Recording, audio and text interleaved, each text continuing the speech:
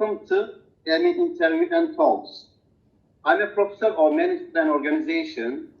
My research interests span into management, entrepreneurship, and strategic management domains.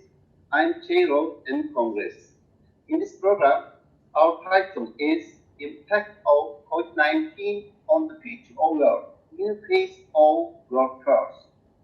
We have valuable participations. Dr. Daba from England and Dr. Siham El-KAFAFI from New Zealand. Dr. CHOWDHURY is an associate professor and he is the president of the Congress. His topic will be impact of pandemic on especially entrepreneurship. Dr. Siham El-KAFAFI is director, business consultant, and entrepreneur in her business. Dr. Siham is a guest speaker of 5th Emmy Congress. She has a wide industry and consultancy experience in several sectors besides being an academic. Dr. Siham worked in various universities in New Zealand and overseas before running her own business. You know, the coronavirus pandemic affected in all of us, people and organizations in all over the world. It's a structural and institutional disruptor. It has proven that they can work from home, flexible work systems such as teleworking, telemedicine, and internet freelancing will grow. Surely, digitalization will gain more importance. I mean, some companies are going to disappear in the next years. Some jobs will disappear and new jobs will exist new years. I mean, there will be dying industries and growing industries. You have to see it change or transformation. I will ask for you, Dr. Daba and Dr. Siham, 4 questions, but you have limited time. First one, can you share with us what is the current situation in New Zealand and England? What is the economic impact of COVID-19 on employment? Second question, in your opinion, what are the predictions for the workforce of COVID-19? Third question, do you think there will be any change in the skill sets required for the future workforce? What would it be?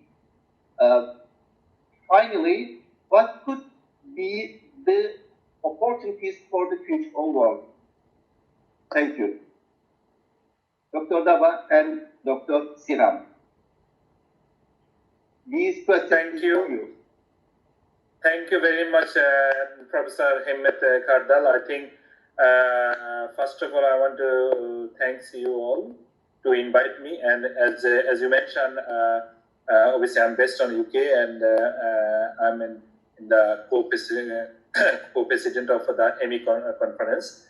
And welcome to Siham as well. And she is really going to be contribute to our conference in 5th Emmy conference. So based on your questions, actually, if I can take over from what are you saying and how you are actually trying to understand that what is happening in COVID-19. That is absolutely, the pandemic is come to us in suddenly, and we all are actually, was not ready for anything, and it was in a sudden incident. So this type of pandemic, I think, happening in not only this year, it happened 100 years ago, it happened 200 years ago, it happened many times in the human generations. However, this one is a little bit different than others all, because nowadays people are living with the technology world. So this technology world is actually the need to understood by many people. If you look at it, at the moment we are doing something from New Zealand, UK and Turkey, which is actually based on technology. And we want to give many thanks to technology provider, and so on. However, I just want to I want to be actually elaborate these three questions together. The future is very much a different direction at the moment because everything is still not settled. So I do believe the education, government, and the non-government organization could sit down and take the more decision for finalizing what is good for the society and what is good for the country. And if we look at the three different level of the structure of the country in the world, obviously the developing, developed, and less developing country, we can see actually the developed country is actually affected much more better than less developing countries. So it might be a balancing of the world that we can see how we can balance our education system, how we can actually negotiate our business system, and how we could actually introduce our young generation to the technology and also cultivate our elder population. So this technology, this pandemic actually teaching us a lot of things. So your third question is actually the future is actually not very clear at the moment, but I'm very much positive about the future direction could be involved more technology and the localization, local economy, especially every country should think about their local economy first before they jump into the globalization. And it might be, this pandemic might actually take us to the deglobalization because people may not moving many more after this pandemic because people can do work from their home, as you can see what we are doing. So my real concern and my real understanding, the education system already changes. People are actually trying to do online teaching, blended learning. So this could be one thing. Second thing is the localization. Economy will be more local-based economy, so people can more to understand each other, more to be look after each other in the community. So that means the agriculture sector will be booming. As you, Professor Himmet, introduction, you mentioned that a lot of sector could be diluted or diminished, and the new sector will be coming.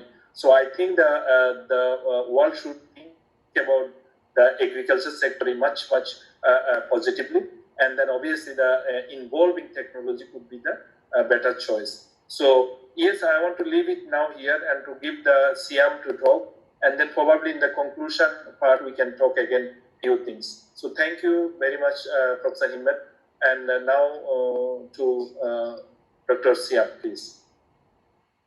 Thank you very much for Professor KARADAL and for Dr. Daba. Thank you very much for your introduction, and thank you for leading the conversation, Dr. Daba.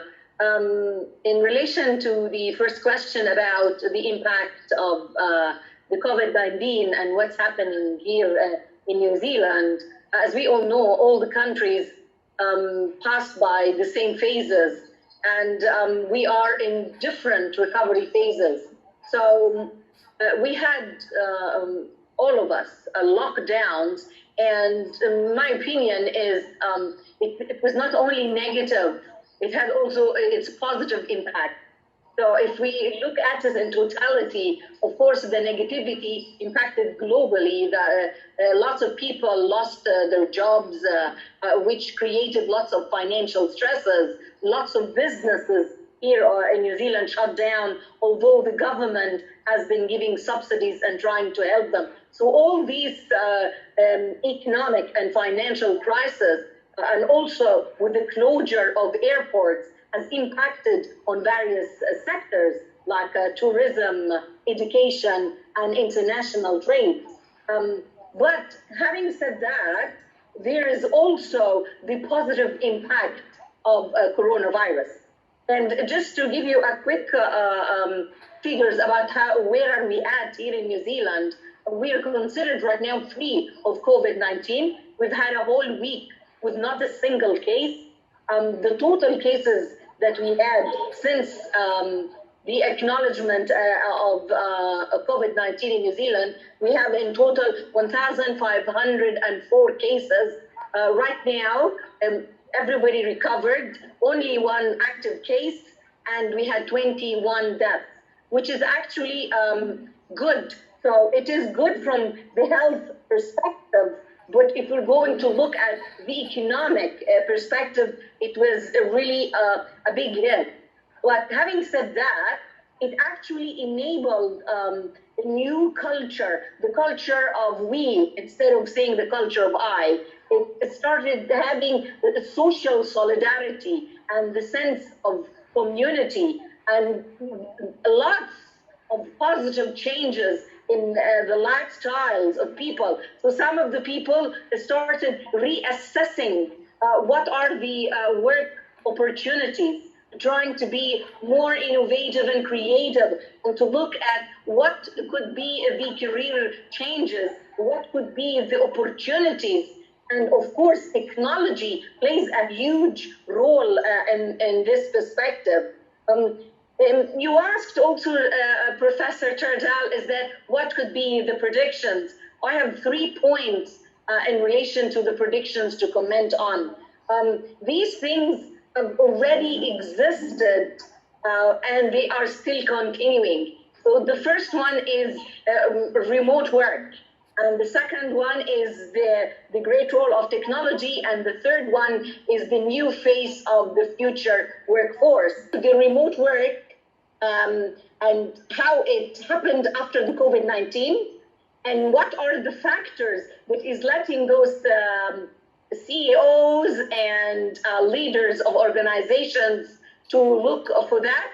It's because it's a lot of cost saving. There's a lot of benefits for them when the employees are working from home. It is reducing their use of technology in the office, and it's also reducing the real estate expenses.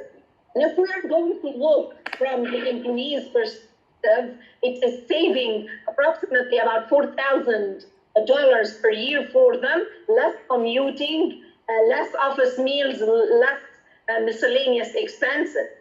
And also it has been proven by research that working from home can actually boost increased productivity and improve the work-life balance.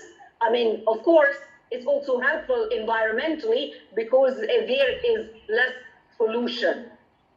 So if we're going to look at the second prediction about technology, I believe technology has been previously useful and very significant, and during COVID-19, very significant, and I believe it will continue to be even more significant because most of the workplaces right now are tending to use virtual workplace solutions. There are lots of meetings that are happening on Zoom, Microsoft Teams, WebEx, and if we're going to look, for example, at the conferences, because of COVID-19, people are, it's not going to cease, they are going to still use it. And if we're looking at education, actually, there has been a survey conducted and they found out that 3 times more people are tending to go for courses and study during COVID-19. But we are going to also look at the innovation that happened in the technology. There has been a lot of apps that has been developed to help, for example, with decreasing anxiety and stress, especially in the time of COVID-19. There are other apps that has been developed to track the COVID-19 symptoms, to measure our health. And also we have here in New Zealand what we call the digital diary, which is a tracking app. So when you are going, because we are right now in level 2, most of the industries and the shops and everything is opened again, but we are being careful with the social distancing and the gatherings, but we have to monitor and trace where every individual is going in case it is required and needed later on. That brings me to the third prediction that I mentioned, which is about the new face of the future workforce. The issue that is noticed is that there is right now a significant global challenge because there is a mismatch between the supply and the demand of the talents and the skills. So it's been found that there is a skill gap between the local and the international, the global market, a skill gap to do with leadership, a skill gap also to do with the flexibility and of hiring and firing. So if we are going to look at the skills that is required for the future, there is more in demand a need for soft skills, analytical thinking, innovation, ideation, creativity, problem solving, leadership. All these skills are more in demand than the dexterity skills, the financial management or memory or verbal skills. These things, we are being helped with programs, softwares on the computers. It assists us. We have our little gadgets that we have the diaries. We put alerts. It reminds us. So all these things are proof of the great role of technology assisting the human beings and what are the required skills for future work. And I will stop at that point and give the floor back to you. So that the organization should actually look at policies in order to strengthen the working from home and to adopt some hybrid approach. In relation, they will have two types: for the employees who would like to work from home and for the employees who would like to go to the office.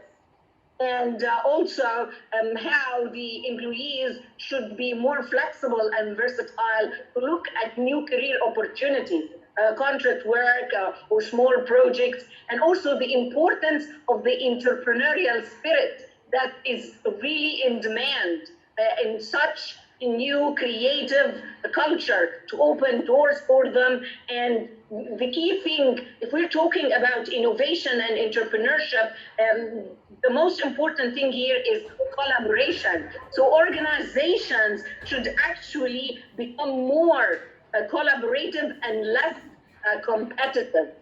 And the key things in this new changing word culture would have such words like flexibility, diversity, appropriate style of leadership, empathy, teamwork, more support, emotional and mental health support for employees.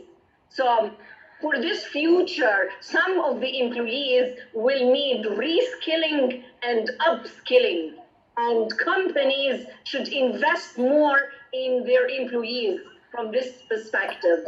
I believe that there is more opportunities and a better future for everybody if people collaborate and work together for it. Thank you. Thank you so much.